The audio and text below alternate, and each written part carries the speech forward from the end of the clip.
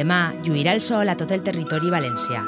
Farà calor i ho notarem perquè les màximes fregaran els 31 graus i tindrem una mínima que no baixarà dels 18. El sol i les bones temperatures ens avançaran a l'estiu per a poder gaudir d'un bon dia. El vent de llevant bufarà fluix. Després d'un divendres calorós, dissabte no serà menys. Dia tranquil on predominarà el sol a tota la comunitat.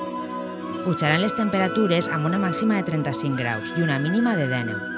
Cap de setmana que crida per a estar en família i gaudir del bon temps.